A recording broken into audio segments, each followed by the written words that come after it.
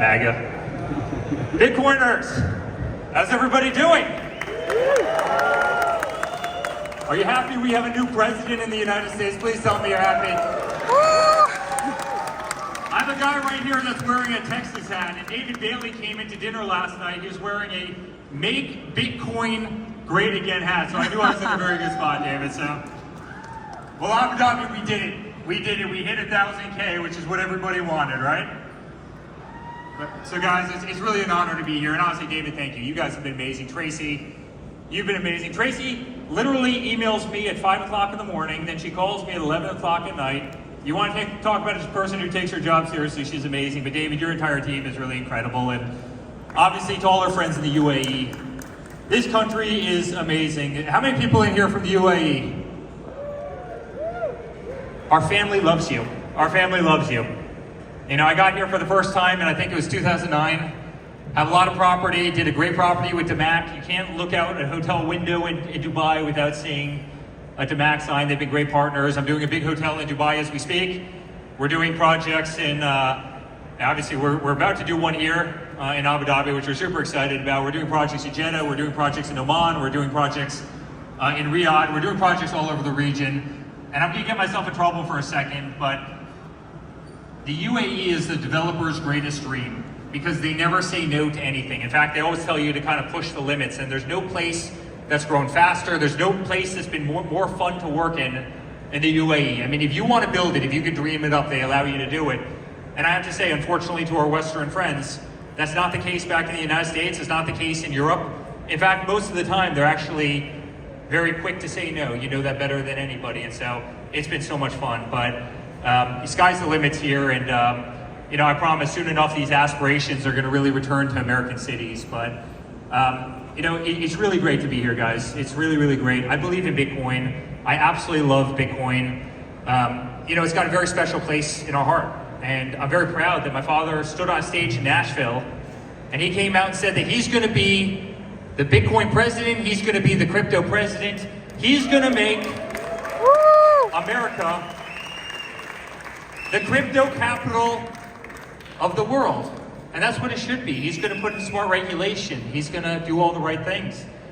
But I also have to say it's very different for me to be on the stage, right? Over the last 20 years, I've talked about every hospitality topic. I've talked at every hospitality conference. Over the last 10 years, I fought like hell to make sure he became president of the United States. You probably saw us in every swing state and on every TV program in America. And so you're probably asking, why the hell are you here? Why are you here at a Bitcoin conference? And guys, the reason for that is I really believe I'm the president to ever embrace crypto. And to me, that's very special. It was also really special to me when I called my father last week at 6 o'clock in the morning on a Thursday. Does anybody know what happened that day? We hit 100,000. We hit 100,000. And a bunch of the people in this room were blowing me up. They were sending me tweets, and I called my father up and I go, Pops, we just reached the moment that everybody was waiting for. Bitcoin hit 100,000. In true Trump fashion, about 15 seconds later, a tweet popped up. It was, Bitcoiners, congratulations, 100,000. You're welcome. Together, we are going to make America great again.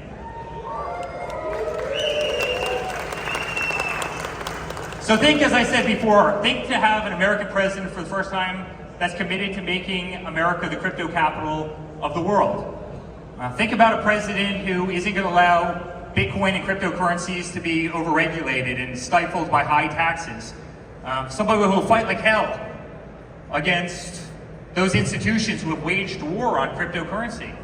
Guys, in America, they've waged war against cryptocurrency, make no mistake about it. They've sued everybody, they've gone after them using the SEC. They've waged war, they've tried to tax them. A person who pledged to add crypto to the United States Treasury, a person who pledged to make crypto tax-free. I mean, think about all these incredible things. A person who's pledged to fire Gary Gensler. Does anybody like Gary Gensler in here? Gary Gensler waged war against an industry that we all love, and everybody knows it. And instead, appoint Paul Atkins, who is an unbelievable ally to this incredible industry. And guys, I'm proud of that because I truly believe. I truly believe. I'm not being paid to be on this stage. I get nothing out of being on this stage. I believe because it's the future. I truly believe that this is the beginning of a financial revolution, not just in America, but truly around the world.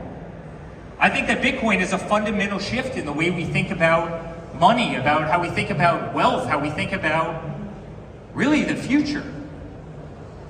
It's a way that, as a guy who runs a big real estate company, I think about how I want to safeguard treasury in our company, how I want to invest, how I want to hedge risk, how I want to transfer funds, how I want to pay vendors, right? How I want to collect funds from tenants and people who pay rent and the people who stay at our hotels, our incredible hotel guests and our incredible members, right? I mean, it's a shift in how companies like ours receive money. And I want to be very clear, that revolution isn't coming.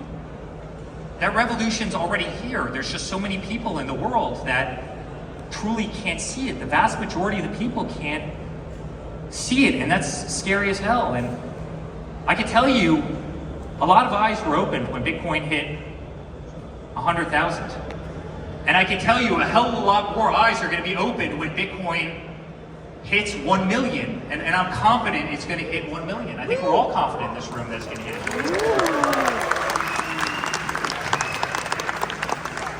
You know, it's really amazing. Email. Everybody has it. It was created in 1970. I'm not sure if anybody knows this, right? It was a precursor to ARPANET. ARPANET was a defense contractor, really a DoD program that we used in the United States. And if you think about it, email didn't gain widespread popularity for another 25 years. This is email. It's something that all of us have. We all have probably multiple accounts, right? Think about text messages.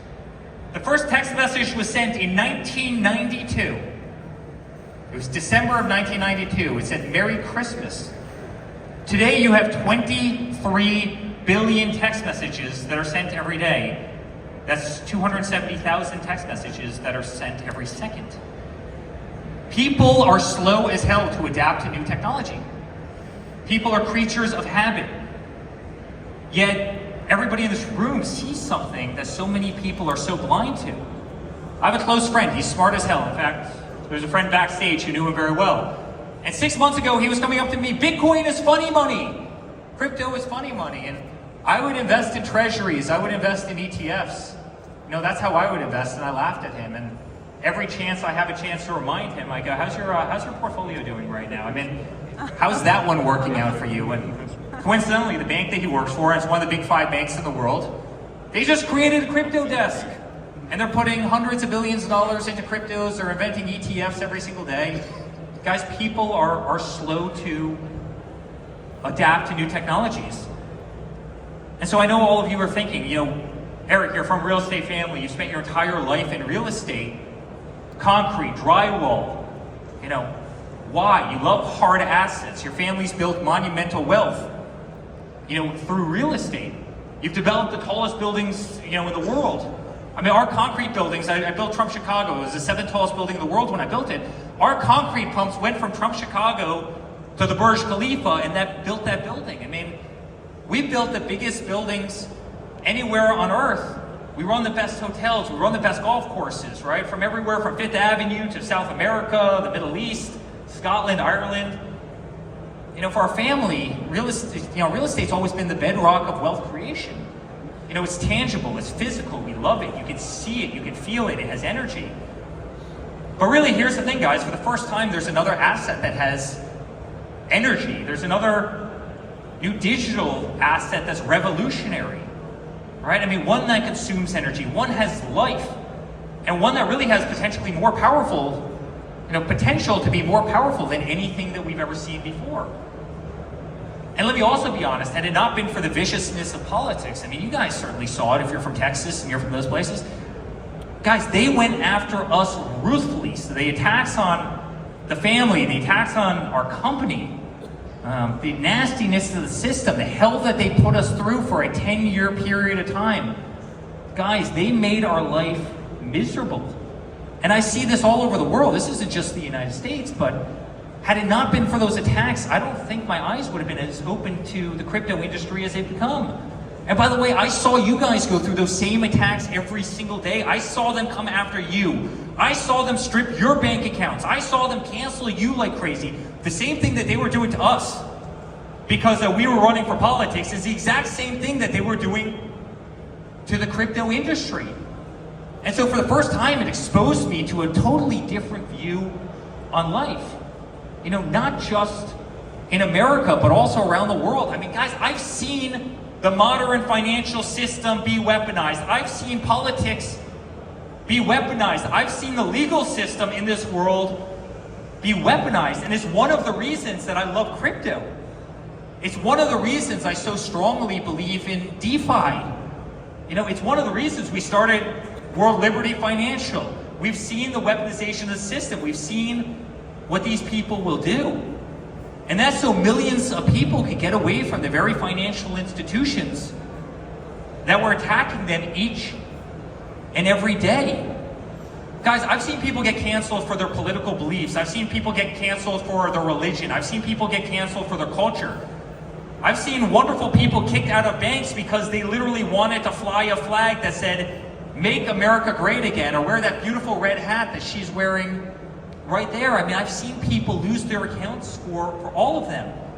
You know, guys, I've watched people get kicked off of Twitter and Facebook and Instagram simply because they had contrarian views to things.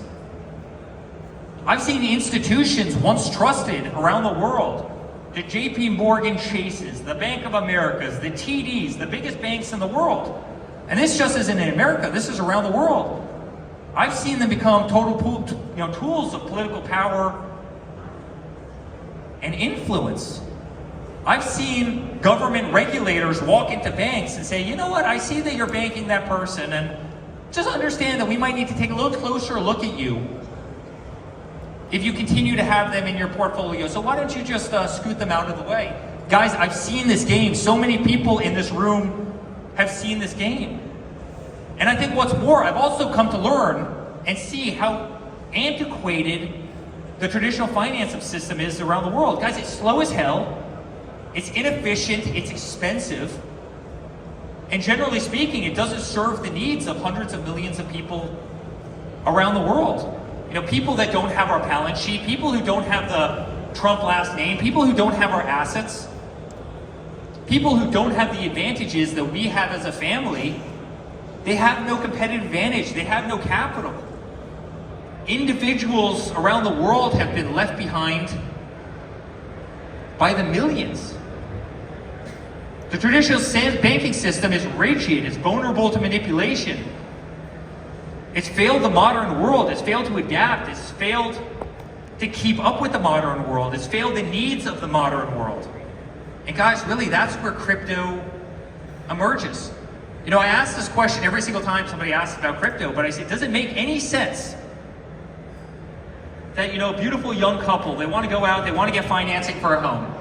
It takes them 90 days, it takes them 120 days to get financing. Does that make any sense whatsoever? By the time they get financing, that home that they wanted to buy, it's gone, it's sold, their dreams are destroyed. How in the world does that make sense? I mean, I can go on my phone right now. I can trade Bitcoin at midnight on a Saturday night while having dinner with my wife. How the hell does it take 120 days to get a loan in developed nations around the world? It doesn't make any sense. The traditional banking system is antiquated. Why do banks work on a 9-to-5 schedule 5 days a week? Does anybody in this room work on a 9-to-5 schedule? No. How does our modern financial system work that way? You know, does it make any sense that hedge fund managers and private wealth advisors, they're taking 220 splits on funds 3/4 of the time they fail to actually beat the S&P 500, right? They fail to beat basic index funds. You have these private wealth guys that are getting points on your money, and you wonder why they're sitting in the biggest buildings in the world. Their big signs are shining down on streets in every city around the world. How in the world does this make sense? Guys, Bitcoin is not just another asset, it's a solution to all of this. It's a solution because it represents a new financial paradigm. And it's a financial paradigm that's decentralized, it's transparent, it's empowering. It levels the playing field. It allows people to store value, it allows people to transfer value, it allows people to grow their wealth without relying on the very financial system which, if you want to be honest, has left behind 99% of people in the world. You know, if you're part of the top 1%, the traditional financing system is great. And by the way, it's probably the top 1%, if I'm being generous, in the top 10% of countries in the world. Bitcoin's not just an investment, it's a global asset, it's a store of value, it's a hedge against inflation, it's a hedge against political turmoil, political instability, acts of gods, hurricanes, fires, floods, tornadoes. Guys, that's what makes it so powerful. There's no capex, there's no insurance, there's no mismanagement, there's no corruption, there's no brokers, there's no break rooms, there's no HR, there's no DEI nonsense. There's no need for tens of thousands of bankers and massive skyscrapers all over the world pushing credit applications and antiquated paperwork, you know, charging exorbitant fees. There is nothing that's done in those buildings that can't be done better on blockchain. There's nothing done on those, you know, in those buildings that won't eventually be digitized on blockchain. There's nothing that can't be done faster, cheaper, more transparently, and really better in the new frontier. And guys, there's no question, that's why this technology is the greatest disruption to the modern financial system. There's no question that the institutions are petrified. Guys, they're petrified. Why do you think BlackRock, and why do you think Schwab, and why do you think, you know, JP Morgan and Fidelity, why do you think they're buying crypto by the billions? Now, why do you think every major bank in the world is opening up exchanges and launching ETFs and kind of launching into this new frontier? You know, I used to be the guy that said, if I can't hold it, it's not for me. You know, I've known Michael Saylor for 20 years. I mean, and by the way, if you want to talk about a great champion for this industry, it's Michael Saylor. That guy deserves all the credit in the world. There's very few people who are smarter, and there are very few people who are better cheerleaders for an industry that clearly he believes in. He's a national treasure to the United States, and frankly, he's a national treasure to this world.